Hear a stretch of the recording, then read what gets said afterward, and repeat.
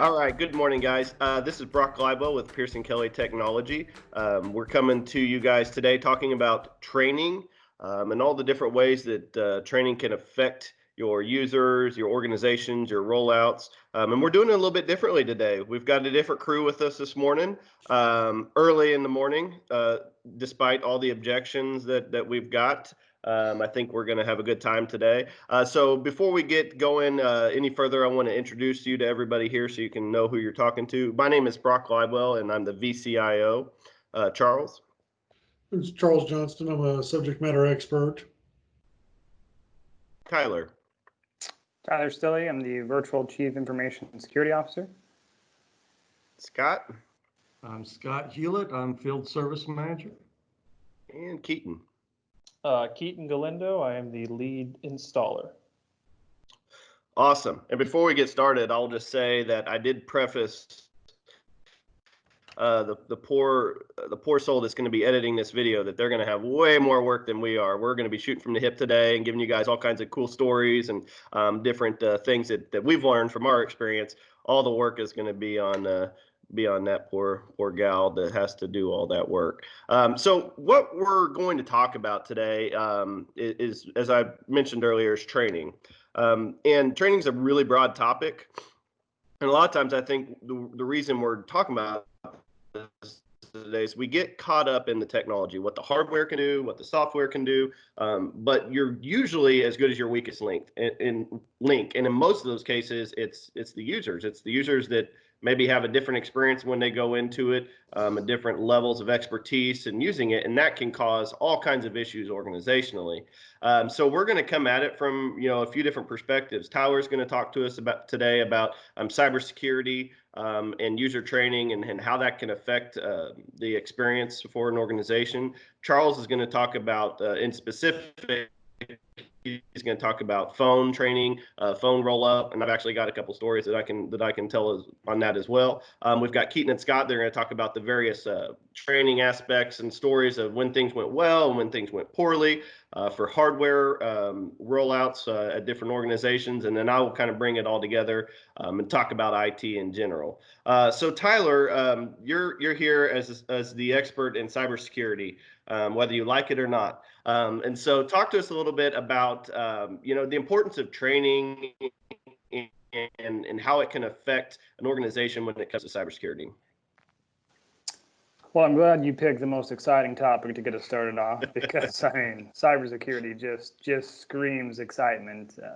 But you're right, absolutely. Training is a very critical piece to cybersecurity. If you don't understand the reasons behind and the whys behind what we're doing from a security perspective, it's never going to be successful. I mean, security starts from a culture perspective and with the users that you're trying to protect and getting them to understand it. Training is, like I said, is a foundational component to cybersecurity. One great example that I kind of look back at through my career is we implemented a password policy for one of my previous companies, and we went through a very labor-intensive process to create this policy. It took a lot of man hours. It was very detailed. I'm sure virtually no one read it, but they said they did, and that's the positive. But, and then we had an individual who came into the office and was having issues with their computer. They, of course, had read the same policy, signed off on it, and said they knew everything. They couldn't get logged into their computer. And we're like, well, you need to type your password in. And they're like, I don't remember my password. I'm like, oh, okay, we can reset it for you. She goes, well, hold on just a second. Let me call my husband. I think he knows it. And we're like, wait, hold on a second. While resourceful, maybe not the spirit of what we were going for whenever we implemented these policies, because of course that means someone else has your password. But to the individual, it seemed completely like they shared everything. It wasn't a big deal. It was very common. They didn't even think twice about it. Though they read the policy and they knew it and they had gone through the training, the two just didn't quite match up in their mind to something that was different. So making sure that when you create training materials and you talk to individuals and you implement these policies or these procedures, especially when it comes to security, that you cater to everyone's methodology when it comes to learning a policy. or a procedure. Give them examples that are realistic in real world use cases. It's easy to say this data breach here and this data breach here, and you know, Target didn't do this or XYZ didn't do this. But it's, you know, that's so large and so big in the grand scale. Trying to bring something more relevant and kind of down to earth to say, like, here's an example of this. Here's something that's not technology based, that still applies in the same concept. And they can understand it a lot better, because not everyone has a strength when it comes to technology and understanding things. I don't know how many references from a security perspective I had to equate to cars. I am not a mechanic, but I have made more security to car references than I can possibly imagine, and they have had a relatively good success rate across the board for some reason. I mean, largely because most of us have to drive some form of vehicle to get to work. So you can equate it to that, or something of a similar nature. But if the users that you're creating security solutions for, you know, if you're putting in the biggest firewall and the best security solutions and you're training your security team, those are all very important things. But if the people who you're protecting don't understand what you're trying to protect or how you're trying to protect it and what the end result is, the why, you're never going to be successful. So, I mean, you have to start there in training the user and making sure that they understand it, they believe in it, and they support it, because your best method for training other users is a user who understands it and champions it. No one likes to hear the IT guy come around and preach all the time about why security is important. You know, it's easier to hear it from Cindy, who has a story and can relate, and that will spread and become a part of the culture so much faster, and we'll get a much higher adoption rate. Yeah, the former educator in me, I used to teach high school and junior high. You know, one of the first things that we talk about was you really kind of have to know where people are, where their baseline is, like what's their baseline understanding of it, and then the next thing is the context, is why are we here, why are we talking about, why are we training on cybersecurity, or why are we talking about this copier, you know, and understanding that why is when people buy in. When they don't understand why, then they go through the motions. Like you said, gotta have to commend your user. They found it's like the original multi-factor authentication. Yeah, I told somebody, I got to call them and they tell me my password. I mean, you know, it's pretty good. Like, and they were just like, I mean, it was completely like, oh, I mean, this is totally fine. I do this for all kinds of things. Like, he has access to my bank account and everything else. I'm like, well, yes, but this is a corporate network, and he's an employee, so this is a bit of a different situation. But Yeah, but a very unique circumstance. But I mean, imagine, you know, coming back to my earlier reference about a car. I mean, imagine going to say get a quote or something on a vehicle, or getting something done for a vehicle, and the mechanic just gives you a bill, and the quote or the invoice is completely blank. No one is probably going to accept that. They're going to want to know what was done and why, and if it was the right decision. No one just takes anything on blind faith. You have to do the effort to explain why, or, you know, take them back and say, well, I know you don't probably know what you're looking at here on this car, but I'm going to show you that there's a giant like spot that is not right, that has a giant hole in it, and that probably says something to you. Even if you don't know anything about the vehicle, and you go, yeah, that doesn't look right. I don't know what it should cost, but that's probably something that needs to be fixed. But yeah.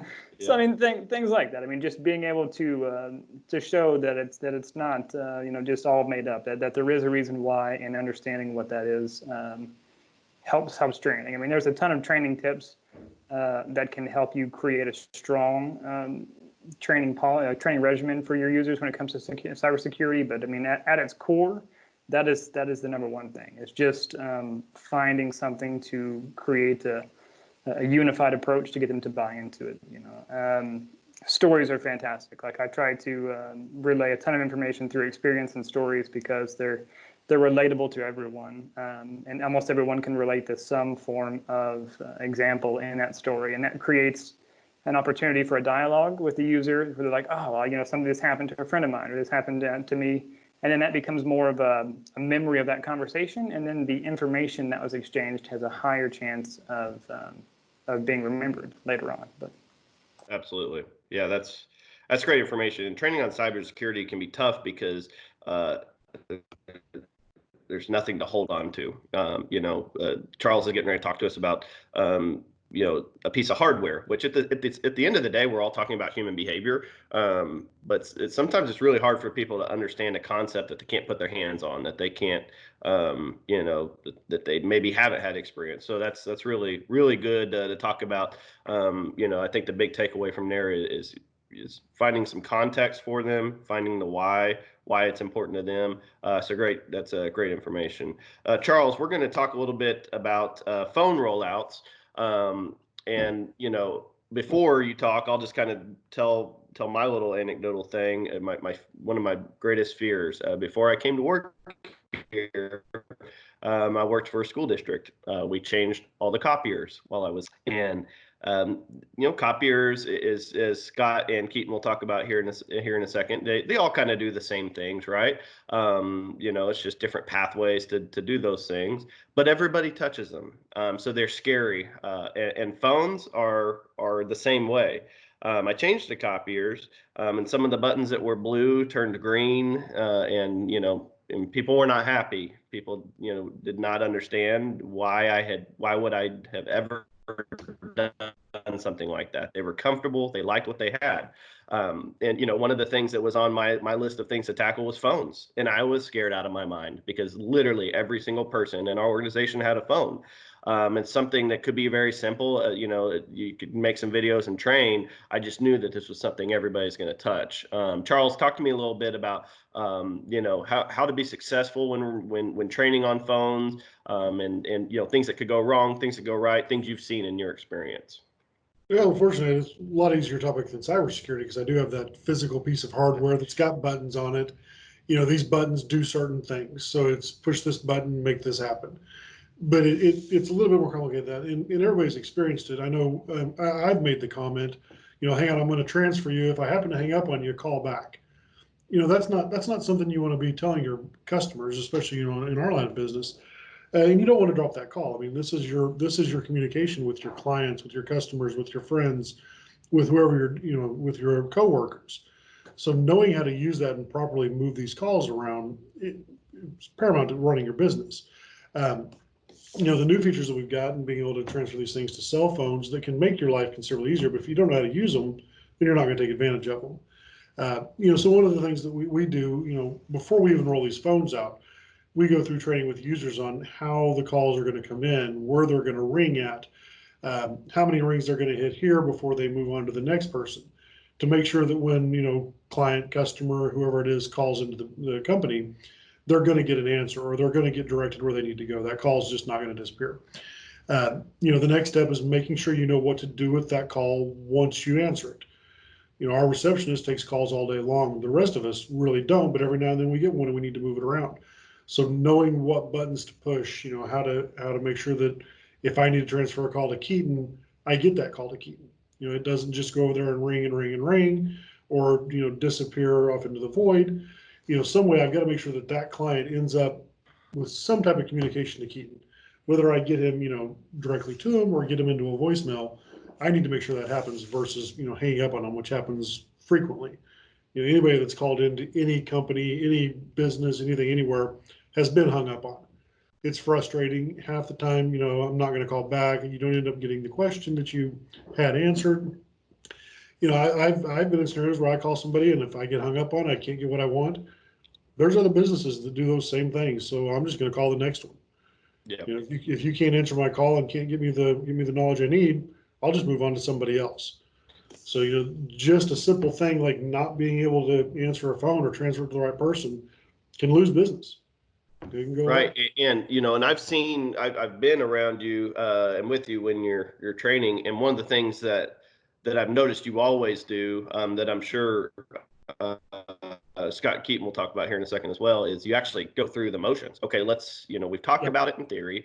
We've sent you videos, we've given you all the resources you can. Now let's go through some scenarios. Let's call and transfer it to your cell phone. Okay, so I'm going to call you. You pick it up on your desk phone. So I know that in any training like that, kind of where Tyler was talking about trying to bring it to something that they would understand, that's tough because that's we're talking kind of in theory and now we're talking about, but what I like about what you do is you go through that. Now, recently, we've our hands-on, face-to-face interactions with our clients, personally with Pearson-Kelly has gone to a minimum. We've done a lot more virtual stuff. So talk a little bit just about, the importance of being there, of walking through those scenarios and actually testing out what you've trained them on. For a lot of it comes back to, I like to train the way I know that I'd be able to understand something. And I learn things by doing them. So what I like to do is, okay, I'll tell you, these are the buttons that you push. Let's push these buttons now. And now I'm going to step away and I'm going to let you come up here. Copier trainings, phone trainings, anything like that. I prefer to have, them doing the motions. I can sit here and point at things all day long and tell you, a million different things. But until you actually do it, and I know this is very true for me, until I actually do it, it's not going to stick with me. Yeah. So getting them in there and like you said, making that phone call, hey, I'm going to call, you're going to answer it. You're going to transfer it over to this phone by pushing the buttons I just showed you to push. When you don't get an answer there, you're going to transfer it to a cell phone. So having them walk through those steps, make sure that they know and understand what they're doing and how they're going to do it. I feel like, like I said, for me, that's how I learn. Yeah. So that's how I like to push it forward to the end users. And to take it one step further, for me, I exactly learned by that tactile. I've got to have my hands on it. I've got to do it. And to take it a step further, I've got to do it a lot of times. I'll do it. And like you said, if it's not something that's in my everyday workflow, it's going to come up and I'm going to be like, oh man, what did I forgot? Charles told me something. I can't remember. So I think, something we've talked about, with training, we haven't really mentioned today, but I think we would all agree is it's not a one hit wonder. You don't just go hit them, like Tyler said, hit them with the password meeting and then say, see you later. It's got to be ongoing. You got to circle back, make sure that everybody still has that same understanding. Say, hey, what have you seen? Is there something maybe that's come up every day that the training didn't address? Well, that's why, Pearson-Kelly offers, it's lifetime training. You've always got access to that. And coming from the education background, you guys are there for 9 months, you're off for 3 months, then you come back and do it all over again. So those things you did for 9 months, you haven't touched. So we've done lots of, coming back every year and going back through these trainings and just, re-instructing people with it. Because, like I said, you don't touch it for a while, you forget how it works. Yeah, it's human nature. Yeah. That's great. Big takeaway from there is as Tyler talked about, meeting them where they're at, the narrative. You've kind of talked about understanding maybe the way you would learn, getting your hands on it. One other thing that I like to do, she won't be happy that I'm mentioning this, but a lot of times if I'm training somebody on something, I'll run it by my wife, especially now because I want to, because I come at it with a certain baseline experience, and sometimes I don't understand. I might start talking a language that the end user doesn't understand just because it's something I do every day. So I'll say, okay, I'm going to show you this and you tell me, and within a minute, you're like, hold on, I don't even know what you're talking. You've already gone past me. And I'm sure you guys have all experienced this in training on everything where you feel like, all right, cool, let's start. We're going to get going with our training. And within 1 minute, they're like, all right, you've already lost me.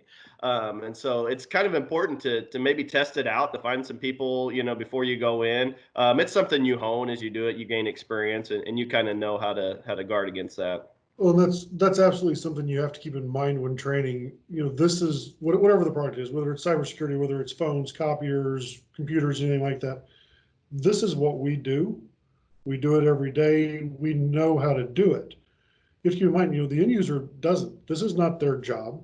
Right. We couldn't walk in and do, whatever it is they do. It's what they do every day long. They'd have to train us on that.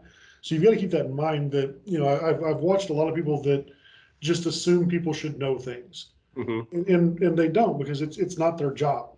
Right. It's not any of my customers' job to know how to take apart a copier. That's Scott's job. Scott can't do their job. They can't do his. So when you're training them and showing them how to do this, you need to keep that in mind, that this is something totally, out of their wheelhouse. Yeah. Keeping that in mind and making sure that it's simple and understandable. That's always been the biggest thing is, don't assume that they know anything and, be there to answer all the questions. I'm pretty confident I might be able to take one apart. That's not the problem. Scott, I call Scott and say, I've taken this apart now. What do I do? So One of Keaton, my very Scott, we're going to talk a little bit about you guys are on the front lines for Pearson-Kelly. We have copiers all over the region. Printers, all kinds of different machines out there. Keaton, I know your role with the company, you go and install a lot of these machines and make sure that the users kind of understand when things are there. And I know that Scott, you're out there working on things after the fact, and a lot of times you're doing that ongoing training. So Keaton, kind of talk to us a little bit about what you see and just the way that kind of the human element of what you do when you're out there installing copiers and machines and getting people ready to go. Yeah, so I know you mentioned keeping it simple, so I like to live by that with the KISS, keep it simple, silly. I always like to start out my trainings by making them laugh. If I can get them to laugh, they're a little bit looser. They're not as nervous. I find that is always a big takeaway.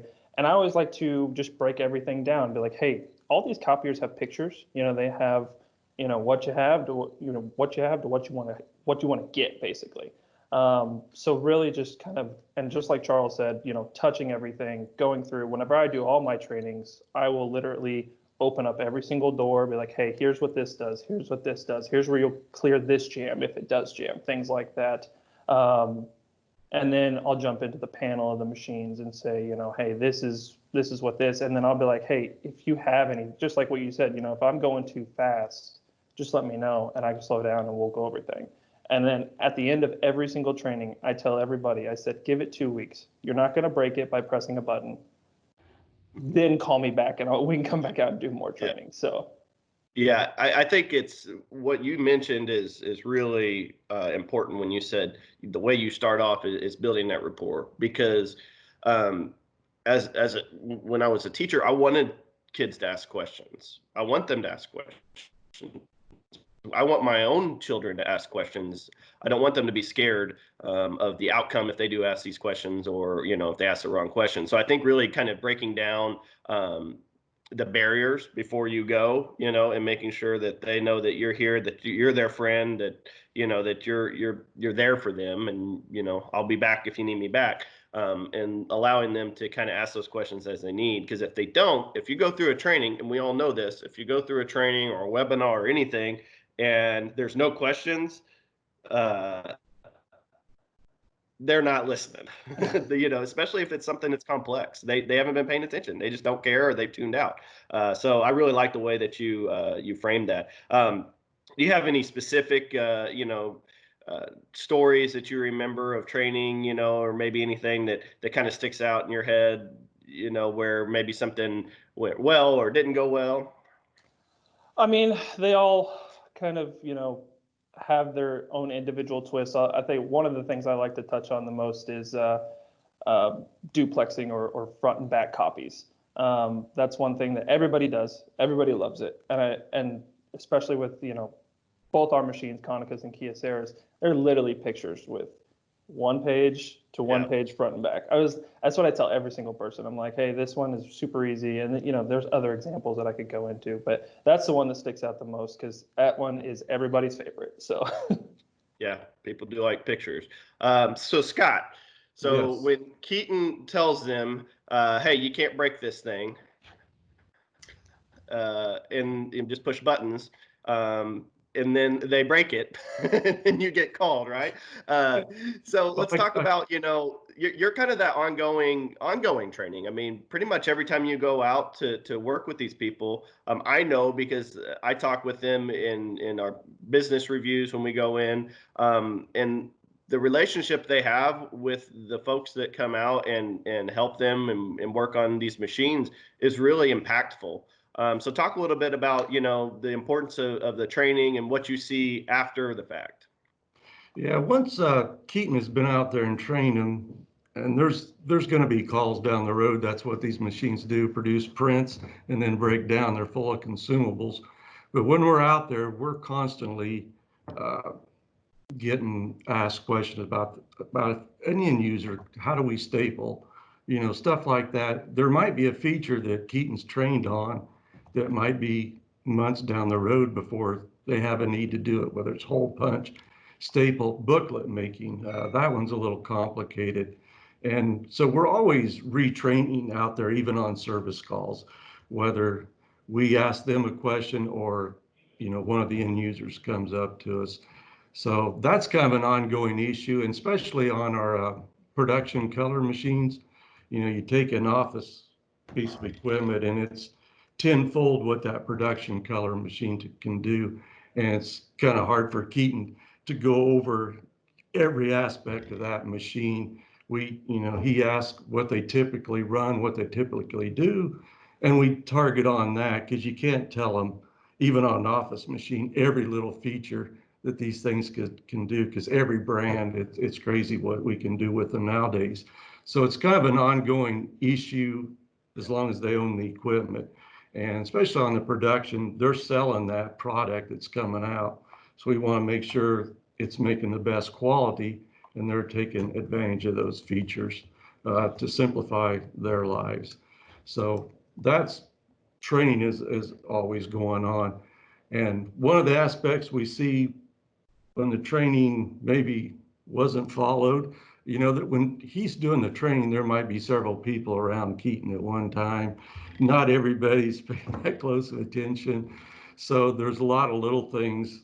Majority of our calls are things that, we can triage over the phone, like a thin black line down the page when I use the dock feeder, not when I print. It's the scan glass, and we remind them, hey, try cleaning the scan glass first, so we can get the customer up and going faster and waiting for me to show up to clean the glass, and that's all I have to do.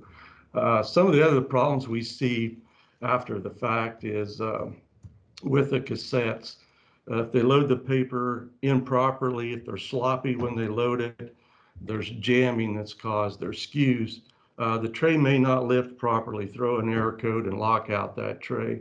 A lot of those, we can fix over the phone, and it helps out a lot. But it even gets worse now with machines trying to be more green, especially with the Pearson-Kelly product on how they do toner.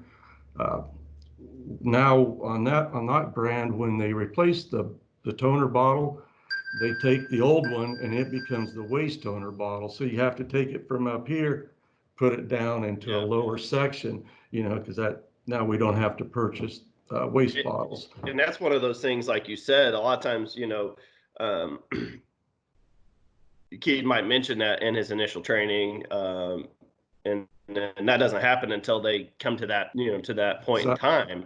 And it's the same with all of what we're all saying is, it's important to, find where they're at, find what their needs are, build that rapport so they can ask questions, let folks know that they've got a partner, whether it's us or somebody internally, that could answer questions at any point. Continue to provide the context of why this training is important, even after the fact, whether it's on a machine, cybersecurity, IT. I could tell you guys tons of stories. We used to joke there's no such thing as user error, in my office where we did help desk, where people would call in and say, hey, this machine's not doing what it's supposed to. It's like, hey, that machine's a supercomputer in your pocket that can access the world's, worth of information in 2 seconds. Like, who's more likely to be making a mistake here, that machine or you? And so a lot of that kind of comes down to, is understanding that these are all tools to keep our business internally at Pearson-Kelly and your business as a client running and efficient. Like Charles said, everything from the way we answer the phones, once the phone's answered and we're inputting data into our systems, do our folks understand, when they put customers' information or clients' information, how to keep that secure? And once they do call because they've had an issue and we're out there, do they have that baseline training to understand, where you're at, or do we need to go back and retrain? So I think really, even though we're talking about, completely different aspects of a business that all kind of fall into IT or technology, you know, because it plugs into the wall. It's all kind of the same problem. It's understanding that everybody comes to things from a different perspective. People learn at different speeds and they learn in different ways. So I really appreciate you guys joining us today. You guys have told some great stories. The unedited version, I don't know if will be available for download for anybody out there that wants to. Maybe we'll do an after hours one of these someday. That's not 8:30. We'll see what the difference is between an 8:30 p.m. and an 8:30 a.m. Webinar on training, and maybe that's a good idea for next time. But Keaton, Tyler, Charles, Scott, guys, I really appreciate you joining us today. And I know we're putting out a ton of information, a ton of content, and everybody be looking forward to the next videos. You guys have a great day. Appreciate you.